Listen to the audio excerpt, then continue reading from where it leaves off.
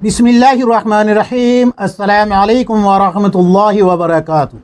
दोस्तों, उम्मीद है कि आप सब खैर व आफियत से होंगे। मेरे अज़ीज़ साथियों, आज आप हज़रात की खिदमत में दावत व तबलीग के ताल्लुक़ से एक सवाल और उसका जवाब पेश कर रहा हूँ। साइल ने सवाल किया है कि मुफ्ती साहब, दावत व तबलीग वाले हफ़्ते में कोई एक दिन मुकर्रर करके मस्जिदों में शब गुज़ारी करते हैं और शब गुज़ारी में कुछ अमल किए जाते हैं, जैसे मग़रिब की नमाज के बाद बयान करना, फिर तशकील करना, जिसकी वजह से ईशा की नमाज भी देर से पढ़ी जाती है, फिर हयातुस सहाबा की तालीम करना, फिर दुआ करना, फिर इज्तिमाई ज़िक्र और इबादत करना रात भर। तो क्या ये अमल शरीयत से साबित है या नहीं? और हफ्ते में एक दिन लोगों को जमा करके बयान करना, क्या ये अमल शरीयत से साबित है या नहीं? ये एक सवाल किया गया है जिसका जवाब आप हजरात की खिदमत में पेश करने जा रहा हूँ। वीडियो को ध्यान से देखें, इंशाअल्लाह आपके सवाल का जवाब आपको मिल जाएगा। मेरे अज़ीज़ साथियों, अल्लाह तबारक व तआला ने इंसानों की कामयाबी के लिए एक उसूल बनाया है, एक ज़ाब्ता बनाया है, एक कानून बनाया है। अल्लाह रब्बुल इज़्ज़त कुरान में फरमाता है, या अय्युहल्लज़ीना आमनु अतिउल्लाह व अतिउर रसूल। ऐ ईमान वालो, तुम अल्लाह की इताअत करो और अल्लाह के रसूल सल्लल्लाहु अलैहि वसल्लम की इताअत करो। एक मकाम पे अल्लाह तबारक व तआला ने फरमाया, या अय्युहल्लज़ीना आमनु तक़ुल्लाह हक़्क़ तुक़ातिही।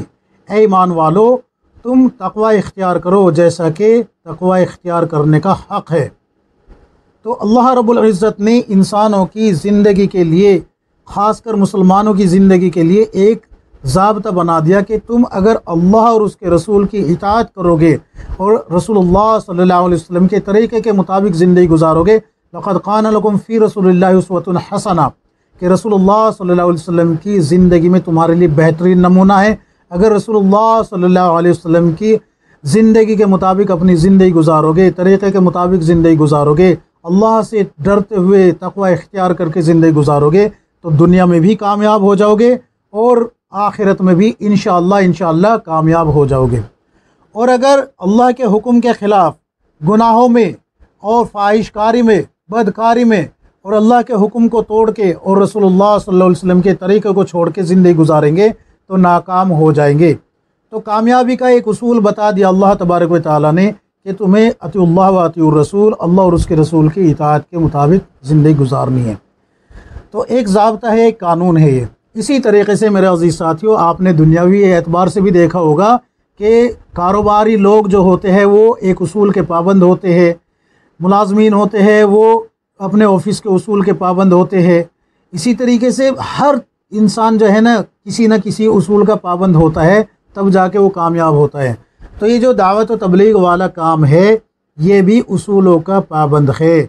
और इसमें सबसे बड़ा उसूल क्या है? वो है मशवरा। मशवरा, अगर मशवरा इसमें से निकाल दिया जाए तो फिर आदमी जो चाहे मुँह उठाए और करता फिरे, फिर वो काम होगा। अब जाहिर सी बात है, जब मशवरा होगा तो मशवरा दीवारों से तो होगा नहीं, ईंट और सीमेंट से तो होगा नहीं, पत्थर से तो होगा नहीं, बल्कि इंसानों से होगा, मुसलमानों से होगा। क्यों? इसलिए कि ये दावत तबलीग का काम अल्लाह तबारक व तआला ने ख़त्म नबुव्वत के सदक़े में इस उम्मत के हवाले किया है। तो जाहिर सी बात है, मुसलमानों को जमा होना पड़ेगा मशवरे के लिए। अब ऐसा भी नहीं हो सकता कि भाई फैक्ट्री वाले जो है, क्योंकि इसमें हर तबके वाले लगे हुए हैं, फैक्ट्री वाले भी लगे हुए हैं, जो फैक्ट्रियों के मालिक है वो भी लगे हुए हैं, जो मुलाजमीन है वो भी लगे हुए हैं, जो मज़दूर है वो भी लगे हुए हैं, जो काश्तकार है वो भी लगे हुए हैं, जो उलमा है वो भी लगे हुए हैं। तो सबको अलग अलग जमा नहीं किया जा सकता कि भाई पहले जो है फैक्ट्रियों के मालिक को बुला लिया गया, उनसे पूछा भाई हम ये काम करना चाहते हैं, उन सब की राय मालूम की और उनको छुट्टी कर दी कि जाइए आप जो है, आपकी राय हमने पूछ ली। फिर जो है काश्तकारों को बुला लिया, फिर जो है मुलाजमीन को, इस तरीके से सबको अलहदा बुला के और सबकी राय पूछ ली। और फिर जो है दीवारों को बता दिया गया कि भाई हमने सबकी राय मालूम कर ली, अब हम जो है इस राय पे फ़ैसला करते हैं। या अमीर जो मुंतखब किया गया है वो खुद किसी की राय पे ना फ़ैसला करके अपना खुद का कोई फ़ैसला सुना दे, तो दीवारों को थोड़ा ही सुनाएगा वो फ़ैसला। उसके लिए जाहिर सी बात है, लोगों का एक साथ जमा होना ज़रूरी है। और जाहिर सी बात ये भी है कि सबके पास जो है ऐसे वक्त नहीं होगा कि भाई एक को आज बुला लिया जाए, एक को कल बुला लिया जाए, एक को परसों, बल्कि उनके लिए कोई वक्त और कोई दिन मुकर्रर ही करना पड़ेगा। अगर ऐसा नहीं करेंगे तो फिर ये निज़ाम बिगड़ जाएगा, ये बिखर जाएगा اس میں کوئی جڑ ہی نہیں پائے گا۔ فیکٹری والوں کو کوئی اور کام ہوگا، ملازمین کو کوئی اور کام ہوگا، جو مزدور ہے ان کے اپنے مسائل ہے، جو کاشتکار ہے ان کے اپنے مسائل ہیں۔ تو سب کے مسائل کو دیکھتے ہوئے علماء حضرات ہے اگر وہ جو ہے درس اور تدریس چھوڑ کے آنے لگے تو بس، تو یہ نظام بگڑ جائے گا۔ اس لیے ضروری تھا کہ کوئی دن مقرر کیا جائے اور کوئی وقت مقرر کیا جائے۔ تو وہی جو ہے دن اور وقت مقرر کرنا، یہ شب گزاری کہلایا جاتا ہے، شب گزاری کہلایا جاتا ہے۔ تو اس میں سب سے پہلے مشورہ ہوتا ہے، اور مشورے میں یہ بات پائی جاتی ہے کہ بھائی یہ جو اتنی جماعتیں مسجدوں کے اندر مرکز میں آئی ہوئی ہے، ان کو کن کن حلقوں میں بھیجنا ہے، کن کن مسجدوں میں بھیجنا ہے، کتنے دن کی جماعتیں ہیں، اور جو کام جو ہے مرکزوں سے ملے ہوتے ہیں، جیسے کہ مرکز نظام الدین ہو یا پھر جو ہے شورا والا مرکز ہو، کہ کوئی بھی مرکز ہو، جب ظاہر سی بات ہے کام وہاں سے ملے گا، چھوٹے مرکزوں میں آئے گا، تو اس کے لیے لوگوں کو جمع کر کے سمجھانا بھی پڑے گا، بتانا بھی پڑے گا۔ تو اسی لیے جو ہے یہ لوگوں کو جمع کیا جاتا ہے شب گزاری میں۔ پھر دوسری بات، ہر مسجد سے، ہر حلقے میں سے کسی نہ کسی ایک مسجد میں سے جماعت بنتی رہتی ہے، کچھ افراد بن جاتے ہیں، کبھی جماعتیں بن جاتی ہے۔ تو ان کو نکالنے کے لیے، ان کو بھیجنے کے لیے، ان کے رخ بنانے کے لیے بھی ضروری ہے کہ مشورے سے ہی یہ سب چیزیں طے ہوتی ہے۔ تو ان کے لیے بھی ضروری ہے کہ مشورہ کیا جائے۔ اور ظاہر سی بات ہے جب یہ جماعتیں اپنی اپنی مسجدوں سے آتی ہے تو ان کو جو ہے مخاطب بھی کیا جاتا ہے، تو اس کے لیے پہلے بیان ہوتا ہے تاکہ جو اللہ کے راستے میں جماعت جانے والی ہے ان کے اندر اللہ کے راستے میں چلنے کا جذبہ پیدا ہو جائے، اللہ کے راستے کی مشقتوں کو اٹھانا ان کے لیے آسان ہو جائے، پریشانیوں کو اٹھانا آسان ہو جائے۔ پھر تشکیل ہوتی ہے، تشکیل میں پتہ لگتا ہے کہ فلاں مسجد کی ایک جماعت ہے، فلاں مسجد کے اتنے افراد ہیں، فلاں مسجد کی یہ جماعت ہے، چلے کی یہ جماعت ہے، 4 مہینے کی یہ جماعت ہے، عشرے کی یہ جماعت ہے، سحر روزہ کی یہ جماعت ہے۔ اس طریقے سے مکمل طور پہ جو ہے باقاعدہ یہ ایک نظام بنایا ہوا ہے۔ تو یہ شب گزاری کرنا کوئی شریعت کے خلاف کام نہیں ہے، بلکہ یہ مشورے کا ایک حصہ ہے۔ ٹھیک ہے، آ گئی سمجھ میں؟ اب رہا سوال یہ کہ یہ جو رات بھر عبادت کرنا، ذکر و اذکار کرنا، تو دیکھو میرے بھائی، اگر آپ یہ کہنا چاہتے ہیں کہ اجتماعی طور پہ لوگ عشاء کے بعد، حیات الصحابہ کی تعلیم کے بعد، دعا کے بعد لوگ اجتماعی طور پہ حلقے لگا کے یہ کرتے ہیں کہ بھئی لا الہ الا اللہ، اس طریقے سے وظیفے کھینچ رہے ہوتے ہیں، تو پھر تو یہ شریعت سے ثابت نہیں ہے، اور ہم نے کسی مسجد میں، کسی مرکز میں یہ عمل اس طریقے سے ہوتا ہوا بھی نہیں دیکھا۔ ہاں، شاید آپ کے ذہن میں یہ بات ہو سکتی ہے کہ جب تشکیل ہوتی ہے، تشکیل کے بعد جو ہے حلقے لگائے جاتے ہیں، جب اعلان ہوتا ہے نا کہ بھئی فلاں حلقے کی جماعت فلاں مسجد میں جائے گی، فلاں حلقے میں جائے گی، اس طریقے سے، تو حلقے والے جو ہے اپنے اپنے حلقے کے لوگوں کو جمع کر کے جو ہے کیا کرتے ہیں، مشورہ کرتے ہیں کہ بھئی کس کو کتنا کام دیا جائے، کیا کس طریقے سے دیا جائے۔ اس طریقے سے ایک پورا نظام ہے، پورا ایک سیٹ اپ ہے۔ تو اس کو اگر آپ یہ کہنا چاہتے ہیں کہ یہ اجتماعی طور پہ ذکر و اذکار میں لگ گئے ہیں، تو یہ جو ہے آپ کی غلط فہمی ہے، اس کو دور کر لیجئے۔ رہا یہ سوال کہ رات بھر عبادت میں گزار دیتے ہیں، تو عبادت کرنا کوئی گناہ تو ہے نہیں۔ اگر کوئی شخص رات بھر نفل پڑھ رہا ہے، تہجد پڑھ رہا ہے، یا اس کی پچھلی زندگی کی نماز قضا ہے وہ ان کو پڑھ رہا ہے، تو اس پہ آپ کو کیا اعتراض ہے؟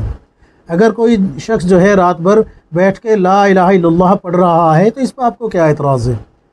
یہ تو کوئی اعتراض کی بات نہیں ہے۔ اللہ کے رسول صلی اللہ علیہ وسلم ایک مرتبہ اندھیرے میں اصحاب صفہ کے پاس آئے، اصحاب صفہ کے پاس آئے، تو آپ صلی اللہ علیہ وسلم کو دیکھ کے سب لوگ جو ہے ایسے ہو گئے جیسے کہ آپ صلی اللہ علیہ وسلم کو حلقے میں لیں گے، یعنی کہ حلقے کے، یعنی کہ دائرے کے بیچ میں، اور آپ صلی اللہ علیہ وسلم اس طریقے سے حلقے میں بیٹھے کہ سب جو کسی کو یہ نہ لگے کہ بھئی میری طرف جو ہے کم توجہ ہے۔ تو آپ صلی اللہ علیہ وسلم نے پوچھا کیا کر رہے تھے؟ تو صحابہ اکرام کہنے لگے، اصحاب صفہ کہنے لگے کہ یا رسول اللہ، ہم میں سے ایک قرآن پڑھ رہا تھا اور ہم سن رہے تھے۔ تو یہ اجتماعی قرآن پڑھنا اور سننا ہو رہا ہے، یہ نہیں کہا کہ ہم سیکھ رہے تھے۔ ایک شخص قرآن پڑھ رہا تھا اور ہم سن رہے تھے۔ اللہ کے نبی صلی اللہ علیہ وسلم نے فرمایا کہ اللہ تبارک و تعالیٰ نے میری امت میں ایسے لوگ پیدا کیے ہیں جن کے بارے میں یہ حکم آیا ہے، اے نبی صلی اللہ علیہ وسلم، آپ ان لوگوں کے پاس جا کر بیٹھا کرے۔ تو اللہ کے نبی صلی اللہ علیہ وسلم بیٹھے ہیں اس مجمع میں، اس مجلس میں، اور مبارکباد پیش کی ہے، تو اگر کوئی جو ہے اس طریقے سے ذکر و اذکار کر رہا ہے، تلاوت کر رہا ہے، اور کچھ لوگ بیٹھ کے سن رہے ہیں، تو آپ کو کوئی اعتراض نہیں ہونا چاہیے۔ ٹھیک ہے، ایک مسئلہ آپ کا حل ہو گیا۔ اب رہا سوال عشاء کی نماز دیر سے پڑھنے کا، تو دیکھیے یہ سب مشورے کے تحت ہوتا ہے۔ اذان اپنے وقت پہ ہو گئی، جتنے لوگ وہاں پر موجود ہوتے ہیں وہ سب کے سب وہاں رکنے والے ہی ہوتے ہیں، یا وہ اپنے وقت کو اتنا فارغ کر کے آتے ہیں کہ بھئی عشاء کی نماز دیر سے پڑھی جائے گی، اس لیے ہم اتنا وقت اپنا فارغ کر لیتے ہیں۔ جن کو پہلے نکلنا ہوتا ہے وہ جو ہے بیان سن کے نکل جاتے ہیں، کسی کے اوپر پابندی تو ہے نہیں کہ بھئی پابندی لگا رکھی ہے کہ آپ کو جو ہے جانا ہی جو ہے اس وقت ہوگا کہ جب آپ سارے کام سے فارغ ہو جائے گا، ایسا کچھ نہیں ہے۔ ٹھیک ہے، یہ بھی آپ کا مسئلہ حل ہو گیا ہوگا۔ اب سوال یہ رہ گیا کہ کیا ہفتے میں کوئی ایک دن مقرر کر کے یہ بیان کیا جا سکتا ہے یا نہیں؟ تو دیکھیے اسی سے جو ہے نا آپ کے سارے مسئلے حل ہو جائیں گے۔ رسول کریم صلی اللہ علیہ وسلم کو دعوت و تبلیغ اور واعظ و نصیحت میں اس کا بڑا لحاظ رہتا تھا کہ مخاطب پر، یعنی کہ جن کو آپ صلی اللہ علیہ وسلم واعظ جن کے سامنے بیان کر رہے ہیں، وہ آپ صلی اللہ علیہ وسلم سے کیا نہ ہو جائے، یعنی کہ بور نہ ہونے لگے، اکتا نہ جائے۔ تو اس چیز کا لحاظ آپ صلی اللہ علیہ وسلم بھی رکھا کرتے تھے۔ اسی لحاظ کی وجہ سے حضرت عبداللہ بن مسعود رضی اللہ عنہ، مشکات شریف میں روایت موجود ہے، کھول کے دیکھ لیجئے، اور یہ جو میں نے اوپر بتایا ہے نا آپ کو رسول اللہ صلی اللہ علیہ وسلم کا عمل، تو یہ معارف القرآن جلد نمبر 5 صفحہ نمبر 428 کھول کے دیکھے، آپ کو مل جائے گا۔ یعنی کہ آپ صلی اللہ علیہ وسلم بھی روز بیان نہیں کرتے تھے، بلکہ کبھی کبھی کرتے تھے۔ کیوں؟ اس لیے کہ کہیں اللہ حفاظت فرمائے کہ صحابہ اکرام اکتا نہ جائے۔ تو حضرت عبداللہ بن مسعود رضی اللہ عنہ جمعرات کو بیان کیا کرتے تھے، جمعرات کو درس دیا کرتے تھے۔ لوگوں نے کہا کہ حضرت آپ جو ہے ہر روز درس دیا کرے، آپ کا درس بڑا اچھا ہوتا ہے، بڑا مفید ہوتا ہے۔ تو حضرت عبداللہ بن مسعود رضی اللہ عنہ فرماتے ہیں کہ میں رسول اللہ صلی اللہ علیہ وسلم کے طریقے کے مطابق ہی درس دوں گا۔ اگر روز درس دینا شروع کیا تو تم لوگ اکتا جاؤ گے اور پھر آنا بند ہو جاؤ گے، جس کی وجہ سے دین میں نفع نہیں نقصان کا سبب بن جائے گا۔ مشکات شریف کھول کے دیکھ لیجئے، مشکات شریف میں آپ کو مل جائے گی یہ روایت، کھول کے دیکھ لیجئے گا۔ اسی طریقے سے حضرت عمار بن یاسر رضی اللہ عنہ نے ایک مرتبہ تقریر میں بڑے اختصار سے کام لیا۔ لوگوں نے خواہش کی کہ آپ کچھ مزید ارشاد فرمائے۔ انہوں نے جواب دیا، رسول اللہ صلی اللہ علیہ وسلم نے ہمیں حکم دیا ہے کہ نماز کو طول دے کر پڑھو اور خطابت مختصر کر دو، یعنی کہ چھوٹے سے چھوٹے بیان کیے جائیں۔ تو اس سے یہ بات سمجھ میں آتی ہے کہ جیسے کہ عبداللہ بن مسعود رضی اللہ عنہ کی مشکات شریف میں روایت ہے کہ وہ جمعرات کے دن آپ جو ہے جمعرات کے دن ہی واعظ فرمایا کرتے تھے، درس دیا کرتے تھے۔ اور ادھر حضرت عمار بن یاسر رضی اللہ عنہ سے بھی یہ بات ثابت ہو جاتی ہے۔ تو ہر روز تو بیان نہیں کیا جا سکتا، اس لیے ہفتے میں کوئی ایک دن مقرر کر کے جس میں سب جمع ہو سکتے ہو، علماء کو بھی پریشانی نہ ہو، تاجر کو بھی پریشانی نہ ہو، ملازمین کو بھی پریشانی نہ ہو، فیکٹریوں کے مالک کو بھی پریشانی نہ ہو، کاشتکاروں کو بھی پریشانی نہ ہو، کسی کو بھی کوئی پریشانی نہ ہو، سب جمع بھی ہو جائے اور جو کام جو دیے جا رہے ہیں وہ سب تک پہنچ بھی جائے اور یہ نظام یوں ہی چلتا رہے۔ اس لیے جو ہے یہ کام مشورے سے کیا جاتا ہے اور یہ بیان بھی اسی وجہ سے کیا جاتا ہے۔ سمجھ میں آ گئی بات آپ کو؟ امید ہے کہ یہ ساری باتیں آپ حضرات کی سمجھ میں آ گئی ہوگی۔ اللہ تبارک و تعالی ہم سب کو کتاب و سنت کے مطابق زندگی گزارنے کی توفیق عطا فرمائے، آمین یا رب العالمین۔